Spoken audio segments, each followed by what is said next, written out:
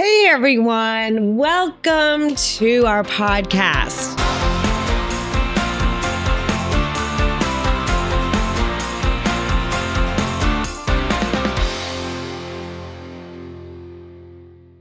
We're here to talk about real estate and a ton of stuff in between that. But today, this episode is super extra special, and I wanted to tell you why. I'm joined today by someone I've known on and off for several years, not super close, but she is going to be co-hosting with me throughout the next episodes and hopefully for beyond. And her name is Sara Lyman. And I want to welcome you, Sara. Thank you, Lana. And I want to tell you a little bit about Sara. Okay. She's not just a powerhouse in real estate. She's a broker owner, team leader, coach, wife, mom, and honestly, one of the most inspiring people I know. And I'm not making this up, and I'm not just reading from a script. I really just don't want to forget anything. I thought it'd be fun for us to kick off this episode so that you could get to know Sara a little bit and see how our dynamic flows. Yeah. And then feel comfortable with us to reach out, subscribe, let us know who you would like to have on our show or topics, fun stuff, personal stuff, anything. Or if you want to be on our show, we'd love to hear from you. So I thought it would be good that I asked Sara a couple of questions. And yes, I gave her these in advance, but not much in advance. And then you can see a little bit more about her. So here's number one. You wear so many hats. And I told you a little bit about it. You're a broker owner, team leader, coach, mom, blah, blah, blah. What's one daily habit or mindset shift that's been the biggest game changer for your amazing success? Well, first of all, thank you so much for being here. I'm so excited about working on this project with you and just getting people to understand more about the amazing area that we live in. Mm-hmm. So to answer that question, I used to be a swim team coach a long time ago. It's a fun fact. When my kids were little, I did it for our local Y and this other organization. And I think one of the mindset shifts that I've always had, even from before that time, was just keep swimming. Ever since the moment I saw Nemo. Wow. That's why you told me you swim in the morning. I do love to swim in the morning. Yes. Yeah. But just keep swimming because action solves everything. And I think sometimes, especially as female entrepreneurs, we get so caught up in making decisions and not making them quick enough that it slows us down and it slows down our process. So I think the mindset shift for me, from juggling everything from my little kids to my older kids to all of the real estate jobs and hats I wear and being a wife, is just keep swimming. Just keep taking action every single day. At the moments you have to do that. That's great. Yeah. When did this shift happen? I would say probably 2018, 2019. I started out in real estate in my early 20s. I bought a Remax franchise right out of the gate a couple of years into real estate. Thought, oh, I've got this. This is no problem at all. I'll figure all this out. And then you just kind of go through life and you go through the motions. And I think really 2018, 19, I really started to question some of the life choices I had made. And I started to realize I was just so future pacing everything in my life. And I really wanted to get back to a state of just being present and being me again. And so I think just remembering that it's, as long as you're taking action, everything else is going to come together. That's super great. That's super great. It's so funny when you just said that, you bought a Remax brand or, franchise. Yeah. You bought that and you're like, oh, I don't know. Let's figure this out. Well, you not only did that, and then you became a coach. Yeah. But you have been mentoring and coaching basically a lot because you're a broker owner. Yeah. Yeah. When Remax came to me, I had only been in the industry a couple of years. And back then, I didn't realize it was just because they wanted to sell anybody the franchise. I really thought it was just me. I was like, oh my gosh, what did they see in me that they think I could do this? The potential. And I think that was a really important learning curb that I had to step into and understand. And it taught me so much about business. I graduated from UMass with a degree in education, which fit in great for training agents, but it really wasn't a business background. No. Right. And so owning that franchise for 5 years and going through the motions and the wins and the losses and everything else, I think was a crash course in where I wanted to end up. And it taught me a lot. And then when the mortgage crisis happened, it was, am I paying my franchise fee this month? Am I paying the rent on my building this month? Am I paying my mortgage this month? I was in the middle of a divorce with 2 little kids. And so we ended up going independent, which was one of the most beautiful decisions we made because then we were really able to lean into our regional brand and become hometown. Like, I think that that's just a brand that really resonates with our area that we live in. When you started on the Remax, how many people did you have? So there were 7 of us initially. And where are you now? We grew the Remax office, we grew, and agents come and go, and the franchise really wasn't for everyone. But then when we went independent, up until 2022, we had 30 agents in our small little area of the world, which was really great. You carry a lot. That's a lot. Yeah. And now we're back down to 7. And I think that that's a beautiful number. And I think that it's important to understand whatever industry you're in, whether you're like one of our other guests, that's another solo entrepreneur. You're somebody that works with lots of clients. You're somebody that works with lots of agents, whatever it is, you have to know when it's okay to blow it up. Right. If it's not working. Right. Like, because 100%. it's for you. It's your future. Yeah. And I think that's an important lesson I learned in the last 5 years too. Okay. I love this. Here, let's go looking back to when you first started in real estate. What's one mistake you made that taught you your most valuable lesson? Striving too hard for perfection. Mm. Striving, especially as a female in a business real estate industry. And I see this over and over again with the clients that I coach. Everyone is striving for perfection. Oh, I don't want to post anything because it's not perfect. I don't want to, this advertisement needs more work, or this listing presentation needs more work, or I don't want to go to this networking event because my hair doesn't look good, or my outfit isn't perfect. I don't know what to say. Yeah. I'm off today. Yeah. Just get away from it. Done is better than perfect, and just show up. Do you felt like you lost? I mean, did it take you a long time to figure that out? Yeah. Too long. Too long. I think other people will come on and say, oh, database, I should have worked my database more. I should have networked more. I should have done this. But you just got to get out of your own way. Right. Just start every day. Yeah. Just start. Just keep swimming. Yeah, I love that. With such a busy professional and personal life, even now, what's your go-to strategy for staying grounded and avoid burnout? Because we know real estate is a burnout. Yeah. It can be. Being around my family as much as I can. I think that's been super important. The last 10 years, really the last 5, just coming home and being present with them when I need to be home, or going on vacations. I love to take vacations. But just that reminds me of my why. And I think the more we can be reminded why we get up and do a job every day helps to keep you grounded. Yeah. It's beautiful. Yeah, I can see how that would help, not with any burnout, because if you're doing the things that you're enjoying, you're not burning out. Yeah. And then if you are burning out, it's really because you're not taking care of what's most important to you. Because you can take all the challenges. Look at you. You're a broker or a coach. You can do all the hats.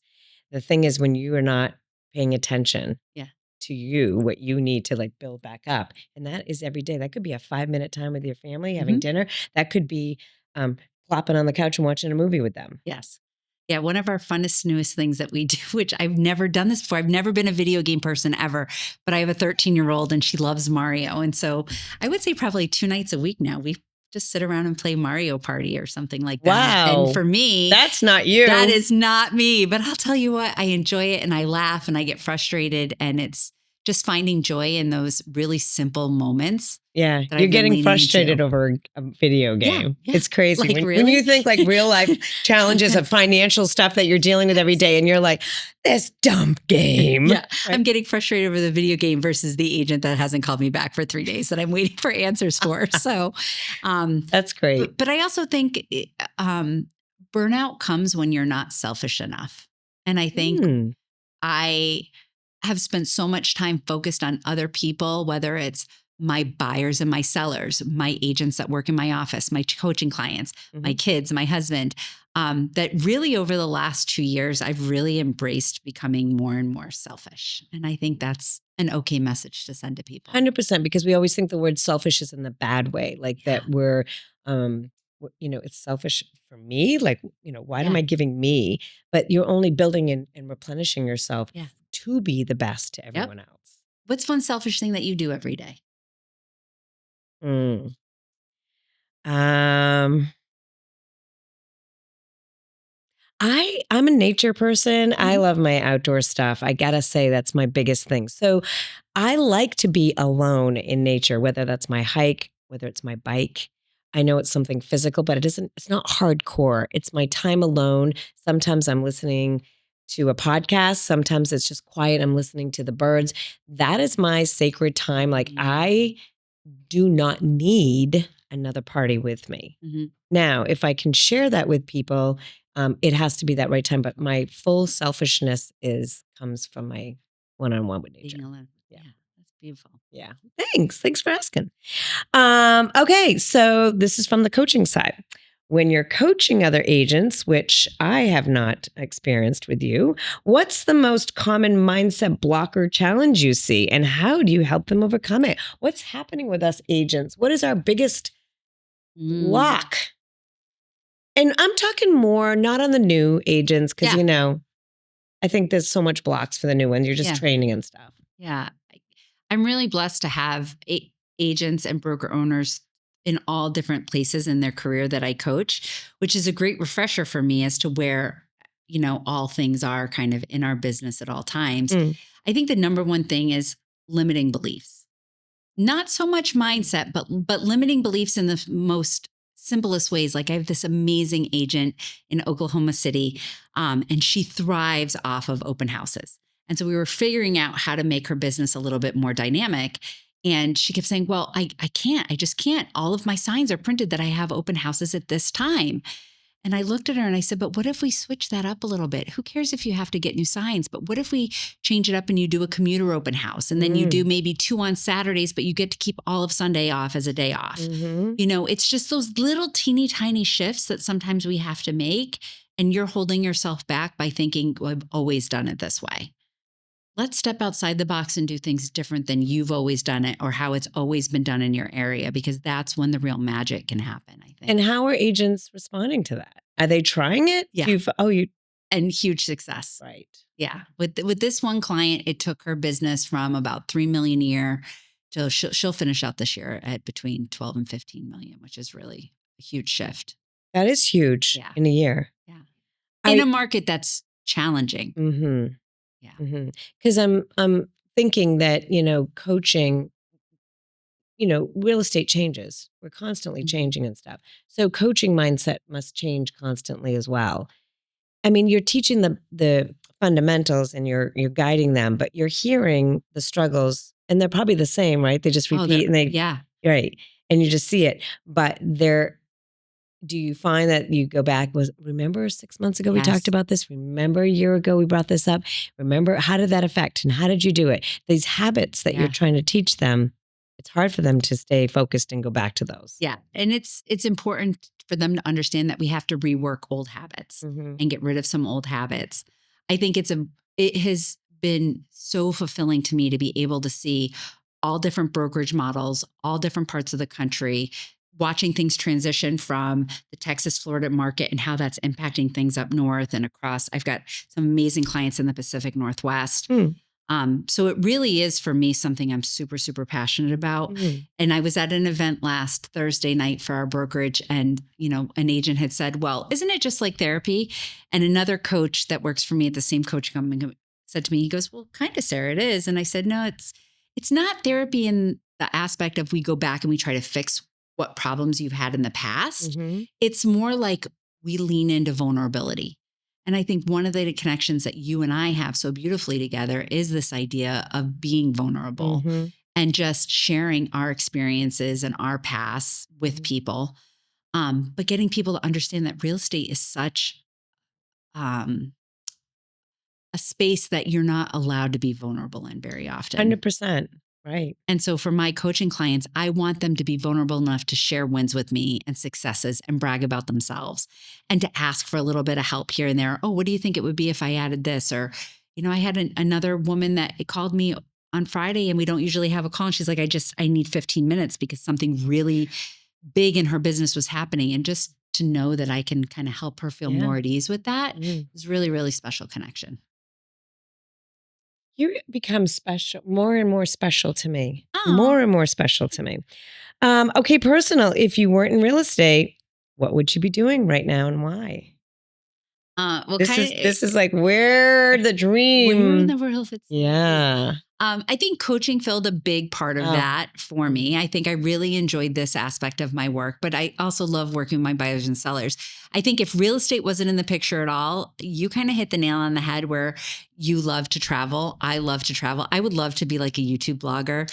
I've been able to go all across the world in different places. And for me, when people ask, oh, well, what are your hobbies? First of all, I work all the time. I don't have hobbies other than planning trips. I would never call a travel agent to plan a trip for me. I would want to find and look at the hotels and figure out where I'm going to go hiking and figure out where we're going to go eat and the attractions we're going to see on my own. Like that's my fun part. Wow. And those are the parts that I think, like you said, anytime you can step outside your specific area or your specific like niche in your office, even for 15, 20 minutes and go do something outside, it just kind of helps reset everything. Mm-hmm. Interesting. So you're in the best field. You're in the field that you want to be. Oh, yeah. And you're expanding because when I first met you, I knew that you were the broker owner and a real estate agent, but I didn't ever really have contact in the sense of doing transactions together. But I knew I was inspired by you because I thought, wow, that woman is incredible. Like, I can't believe she actually has this team, but she has an office like it's hers. And then, I didn't really do a lot, but I remember when every time I thought of the person that's out west, because this, you're west from me, I always say, oh no, do you know Sara Lyman? I'm like, I don't know her, but yeah, you got to call her. Like you were the go-to person out in that area. Thank Great. you. It's been a beautiful career. Mm. And I think it's been beautiful enough that I've given myself the space to screw it up. And that's okay. And not many people will do that. Correct. But I think there were times in my career that I was really, really happy. And there were times in my career that I was really, really sad. And listening to those sad things and shifting it so that it worked better for me and my family's needs has been super, super important the last couple of years. So, yeah, that's great. Yeah. All right. I got to know you more, and I hope you got to know Sara some more. So I'd love feedback. I would love feedback. Yeah, if anybody else has any questions, I'm an open book. So feel free to submit your inquiries. I have a couple of fun questions for you too. Okay, limited. Limited? Okay. No, I'm joking. Go for it. I think you've built such a strong reputation here in Central Massachusetts. And that's one of the things that I always had looked up to you about because you are a powerhouse. What do you think sets you apart from other agents? I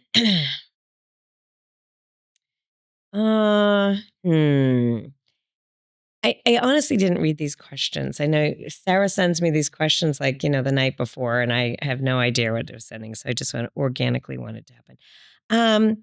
I just, I honestly do not think I'm different than other agents. So when you say it sets apart, I feel like what I do is the same that everyone does. And I know that sounds kind of boring, but I didn't realize the different stuff I do until I was getting testimonials.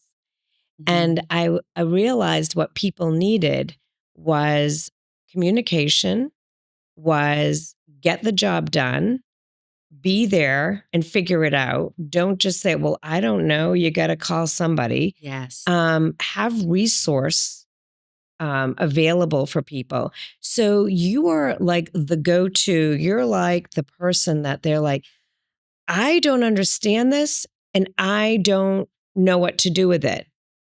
And to bring everyone down to say, all right, well, let's brainstorm about it. People are shocked that I won't even want to have a conversation. Mm-hmm. So I don't really have a formula. I just listening to the testimonials that I was always able to communicate. I was always available for them, and not in a sense of like, 2 a.m. in the morning, but it was able to get resource or find the answers for them. I'm not afraid to pick up the phone for an attorney. I'm not afraid to pick up the phone for someone. I'm not afraid to pick up the phone for the town. Yeah. People are, I'll say, well, this is public information, but I'm not afraid. And I wasn't afraid to teach the consumer or the client how to do that as well. So I think I was just being what I would like as service. Mm-hmm. I was trying to give it back the same way. Like if I was confused and frustrated, how would I want it? I would want to be able to pick up the phone and ask for help. Yes. So I think that's my only thing I can say, because I always felt, and my manager would tell me this over and over, she would say to me, no, Lana, nobody does what you do. Yeah. And I said, well, why wouldn't they? And then you learn more and more that they don't, right? But I think it really comes down to your ability to be able to brainstorm, communicate, and have resource for your And problem solve. Yeah. and problem solve. I mean, Yeah. it's all part of that, right? Yeah. And you have to realize And you are a super problem solver. Like when you say you're not afraid to pick up the phone, I think just recently, you had it out in my neck of the woods, you had a transaction that was complex. say the least. And Which one isn't? There were things that you needed resources from the small town that aren't easy to get. And your clients were in a situation where the sellers weren't willing to do certain things. So, you went an extra mile because that house sat on the market for probably like 8 months before your client came in and purchased it. So here's the thing, Sarah, too, is there's not a label for me like you represent the buyer, you do the buyer. Yeah. You represent this person, you do your job. It's not that way for me. My approach is always I'm in the transaction with whomever. So it's my job, it's my focus is to make that transaction work. Yeah. So that is so important to me. It's not about, I don't help because I only represent this person. No, it's a matter of how do I keep it together? If that means me picking up the phone to call the lender on behalf of the buyer, on behalf of the transaction, that's what's going to happen. Get it done. Get it done. Get it done. I love that. Okay. As the market shifts, what's one strategy that you've been leaning into more than you've had to in the last couple of years? I don't even know if this is a strategy, but I rely on my network. And I can use you as an example. I find that where you can get guidance in areas, I noticed we've had to broaden our market areas because of lack of inventory, which is not always helpful for my clients because I don't have the knowledge. And I want to learn to be available. So for me, I had to branch out and reach out to you, reach out to different agents, different attorneys, different lenders to ask for help on my expansion to help my clients. So I think that's one of the big things that I have had to do. That's huge because so many agents won't even ask for help. Oh. They're too worried about seeming vulnerable. And this is full circle, right? We bring this back. And I'll tell you, when I started reaching out, I was like, ooh, I got to call this top agent. And then they'll go, oh, I know you, Lana. I'm like, no, well, you don't know me. I'm just, Lana in Leominster. But the level of professionalism that I'm sorry to ask this. If you want to direct me somewhere, I will. But you realize when you're talking to other people within the industry that are in the same boat, now you're learning and educating. And this is the constant knowledge that you're bringing to your consumer. I am not the expert of every little thing. And I need my team or my backup or my resources to help each individual transaction. So you told me you're outside your market area. Why would I take why am I out in this area? You had to. You have to shift and change with the industry. Yep. So I do not want to not be available to my client. And if I'm going too far, I'm going to get some help and coverage, right? But if you don't have your network in place or start building that network, Yes. it was a struggle. So. Yeah. And I think that's a lesson that so many, if there's other real estate professionals that are listening to this podcast, so important and valuable to hear is that this isn't a one person job. Mm-mm. We have to, as an industry, do better by each other. Mm-hmm. But we also have to lean into the fact that we can't be experts of everything, And so the more help we can get, the better it makes the transaction and the home buying process and selling process easier for our clients. 100%. Yep. Yeah. Mm-hmm.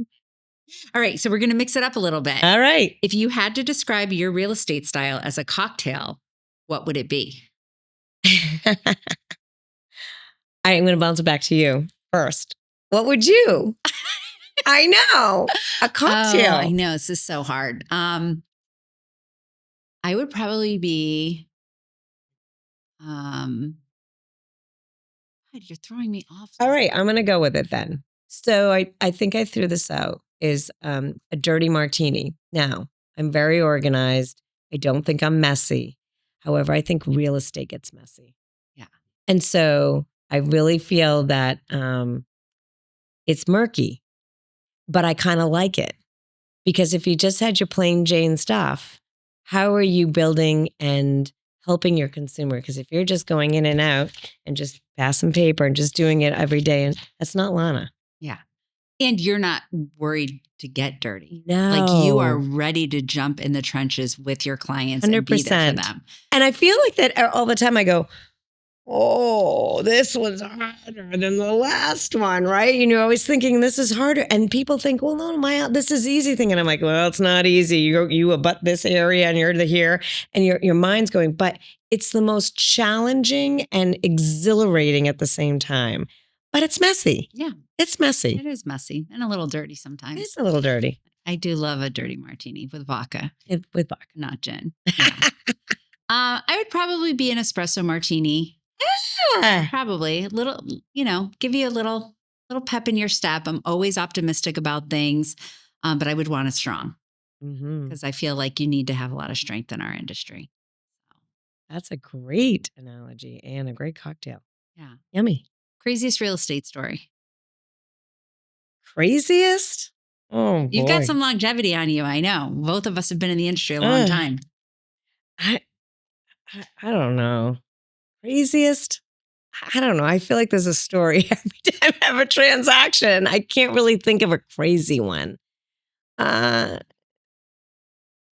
don't really, Sarah. Yeah. I mean, I have beautiful stories that kind of go full circle and come together. But to think of a really, really crazy one, I mean, I've had things where, most recent one, the house was in Athol. That house was a little scary. But I mean, I've had some silly stories where, I've fallen from the stairs in the attic all the way down. And yeah, no. I've had some really bad ones where I've tripped and fall and, you're trying to keep it classy and, the socks on and you fall all the way down the stairs. Yeah. So, I've had some really but you bad wouldn't ones. Change any of it for the world, would you? No. And, I remember doing foreclosed properties way back when they first coming out. And I would be waist deep in snow just to trudge to get to the door, to unlock the door, and then scooping people over just to get into the house. Into the house. Yeah. And, I've been in houses that you just want to burn your clothes, like a foreclosed property was left. I don't know. I don't think it's always so crazy. I just think it's an adventure. Every day's different. Right? Every day's different. I wish I had like this craziest story, but I have wonderful, wonderful stories of people that have gone in homes that they never thought they would get. And years later, getting a phone call from them and they remember me. And I think that's really, They call you and they want you to help their kids. yes. Like for me, I know I've done an amazing job if they're trusting me with their children. Anna's saying how old I Yeah. am. That's okay. That's all right. I'm embracing that. I Yes. already told you that. I'm embracing that. Because we're not slowing down. No, So that's a no. good thing. I had a foreclosure once that I went in and the basement had probably about 3 feet of water in it. And there were snakes swimming in the basement and I hate snakes. I am like Indiana Jones. Do not put me around snakes. Oh my gosh. No snakes. Not fun. I had another one in Athol in an area that has a very high water table, a foreclosure that the basement, I could not walk down the stairs. There was so much water and the oil tank was bobbing around. No It way. had become disconnected because of the water table being that's so high in the nuts. basement. I had to call the fire department. Luckily, all of the oil was out of the tank. That's why it came undone. Yeah. But that was a terrifying moment for me because all I could think of was some sort of environmental contamination. Yeah. I had another one where a woman inherited a home only to find out that her father, who she inherited the property from, had been dumping oil down a well for years. And a huge section of that neighborhood had to be like cleaned through the EPA. No way. She ended up having to file for bankruptcy herself because homeowners insurance wouldn't cover it. So don't always be excited about what you inherit. That was an important lesson I learned. But then just so many beautiful stories and being able to, call clients and tell them that their offer's been accepted and, or that we got exactly the terms that a seller wanted. It really makes you realize how much more we do and what a beautiful place we get to be in people's lives. Yeah. Even more so now than it was before, because building your business, you're thinking about building your business. And then you build your business and now you are seeing it come back where you said, like, the past client says, can you help my kids? Can you help this? And you're like, wait, where did this all happen? It's because you built it, right? I never thought. I remember when I first started real estate, I thought I'm never going to get this off the ground. Like it was a struggle for me. And then it went booming. Yeah. The scariest time in real estate was the scariest when I mean, like I thought it wasn't going to work. And when we hit 09, 10, and 11. Mm-hmm. And that's the area that I thrived. And that's the area where I now became a stronger agent is I had the paralegal background and nobody wanted to touch a short sale. No one knew how to do a short sale. And I said, oh, I can do that. I know how to do that. And I knew the attorneys and it didn't bother me. It wasn't hard. It wasn't challenging. And then I was teaching people, the other agents, how to do it. So I think that I realized, you can help even during the challenging times, even though the properties were on 10, 11 months, a year time. And it sounded kind of boring when you thought about it. You're doing short sales, right? But no, I mean, it was exciting for me because it was something, it was detailed, it was challenging, it was hard, but I was able to get people's house sold for them. Yes. And help them. I mean, that was a really stressful time. It was. Yeah. And the way you were able to help them completely determined how they were going to live the next 5 years of their life. 100%. Because if they went to foreclosure, it was going to be 7 years. But if you could get them through that short sale period, it was 2 to 3 years max, which was a gift, and it hit our area of central Massachusetts so hard. So hard. So hard. And just, it feel like it's so different now. I got a call recently. They needed to sell. And I said, no worries. You have so much equity. You're going to be fine. Yeah. And that's a good feeling. It's a good feeling not to go back to that spot. Yeah. But I think that also speaks so much to the conversations that you and I have to have with our clients now about affordability and about the importance of home ownership. Because if you get a call from someone now and they say, well, we're thinking of selling, we're going to have to go into a rental, their rent's going to be more than their mortgage payment. So you got to figure out how to make it work and where to pinch if you need to pinch right now. Yeah, for sure. Yeah. It's really interesting in the past 24 years how things have changed in real estate for me. 100%. What's one piece of advice that you give 24 years ago to yourself? Almost to the same as yours, almost the same as every day get up. I think when you're in this industry, the motivation is self-motivation. And you don't have to necessarily have a plan. You have to get up and you just have to start. Yeah. And really, I feel that I've talked to many, many people starting in the industry or starting a different business of their own. And the biggest thing is just when you say self motivation, it doesn't have to be this energized bunny. It just has to be you get up and you start. Yep. So if that means pick up the phone or that means get in your car and going into your office, you need to do that. Yeah. And I think from someone who's watched from afar and just been in awe of your career, that's one of the things I see that you do differently than agents. That's kind of your superpower is you get up and you work every single day. I do. Every day you enjoy going to work. Mhm. Sometimes that can be a detriment to people like you and I, but not many people will get up and just do the same thing over and over and over again. Mhm. And the magic is in that consistency and that discipline. 100%. Yeah. I see it. I see a lot of people, they'll take, certain days or they'll say, oh, I'm slow, so I'm going to take 2 weeks off. And I'm like, goodness. Yeah. I don't know what slow is because you can be cleaning out stuff, taking an education course, Yes. brainstorming, Working networking, on doing your the podcast. There's marketing. so much stuff to do. 100%. Yeah. Yeah. I'm really excited to be on this endeavor with you. I am too. And I've got to learn so much more about you in just this short time right now. And I think you're going to experience some great topics that we're going to provide to you, but we're also going to be sharing more of our vulnerability and you getting to know us. So seriously, subscribe, get to know us more, reach out to us. You want to be on our podcast? We'd love to hear from you. You know how to reach us. I'm Lana Kopsala at Coldwell Banker in Leominster. And on the screen, you'll see our contact. And this is Sara Lyman. Sara, tell them how to reach you. Yep, you can reach me in the North Quabbin region. I am at Hometown Team at Real Broker. Great. Thank you so much.